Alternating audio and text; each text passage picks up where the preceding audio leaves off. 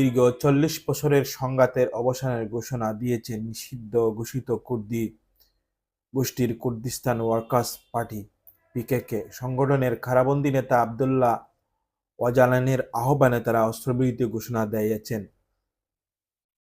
তুরস্কের সঙ্গে দীর্ঘ ৪০ বছরের সংঘাতের অবসানের ঘোষণা দিয়েছে নিষিদ্ধ ঘোষিত কুর্দিস্তান ওয়ার্কার্স পার্টি পিকেকে। সংগঠনের কারাবন্দী নেতা আবদুল্লাহ ওয়াজালানের আহ্বানে তারা অস্ত্রবিরতি ঘোষণা দিয়েছেন এবং সংগঠনটি বিরত করার প্রতিশ্রুতি ব্যক্ত করেছেন।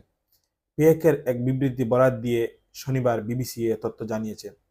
বিবৃতিতে পিকেকে জানিয়েছে, তুরস্ক সরকারের কাছে তারা ওয়াজালানের মুক্তি চেয়েছে, যাতে তিনি নিরস্ত্রীকরণ প্রক্রিয়ার নেতৃত্ব দিতে পারেন। ১৯৯৯ সাল থেকে বন্দী থাকা ওয়াজালান সম্প্রতি এক সপ্তাহব্যাপী অস্ত্র সমর্থনের আহ্বান জানান। এর পরিপ্রেক্ষিতে পিকেকে এই সিদ্ধান্ত নিয়েছে। তুরস্কের সরকারের সঙ্গে শান্তি উদ্যোগের অংশ হিসেবে